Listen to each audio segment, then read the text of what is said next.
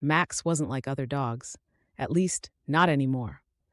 Once upon a time, he had been a beloved pet, a carefree golden-furred companion who spent his days running through sunny yards and curling up on couches beside his family. But life can change in an instant, and Max found that out the hard way. One day, he was someone's best friend, and the next, he was alone, abandoned, left to fend for himself in a world that felt cold and uncaring. The streets were no place for a dog like Max. He didn't know how to navigate the alleys filled with trash, the cars that sped by without notice, or the people who ignored him as though he didn't exist.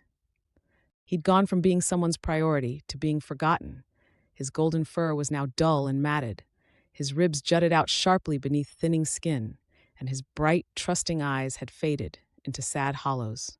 Yet despite the hardships, Max held on to a quiet, fragile hope. Deep down, he longed for kindness, a gentle hand, a loving home, a second chance. One stormy night, Max curled up beneath the rusted frame of an abandoned car, shivering. The rain came down in relentless sheets that drenched him to the bone, and the wind rattled through the alleyway like a cruel taunt. His stomach growled with hunger, but there was nowhere to go. With no one to turn to, Max simply waited for the storm to pass. Just as he began to succumb to exhaustion, a soft voice broke through the darkness. Hey there, buddy. Are you okay? Max's ears perked up slightly. He cautiously lifted his head to see a figure kneeling a few feet away, barely shielded by a small, battered umbrella. It was a young woman with kind eyes, and her gaze was fixed solely on him. Come here, boy, she called gently. You look like you need some help.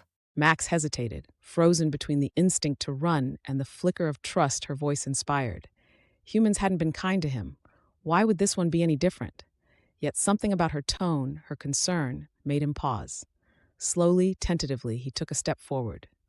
The woman, her name was Emma, noticed his caution and didn't push.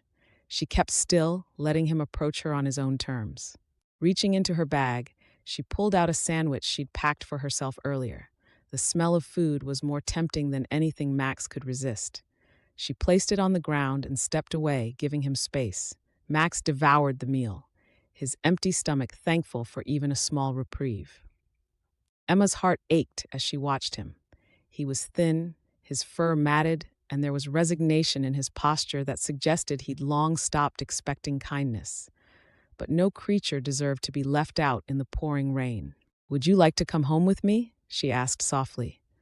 Max didn't understand her words, but he understood her tone. He looked into her eyes and felt something stir, a glimmer of trust, the smallest spark of hope. When she extended her hand, he sniffed it cautiously, then allowed her to loop a leash around his neck.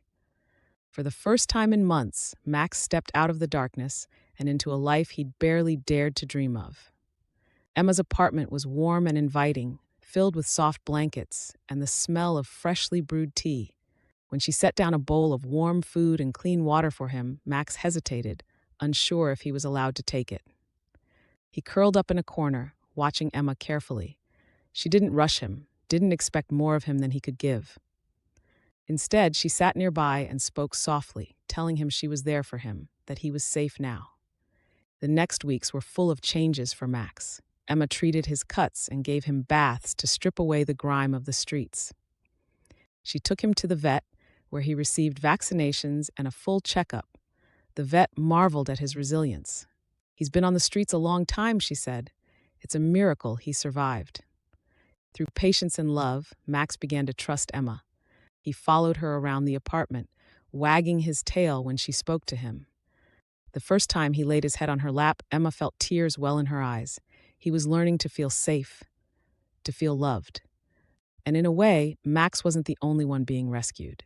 Emma had recently moved to the city and had been struggling with loneliness.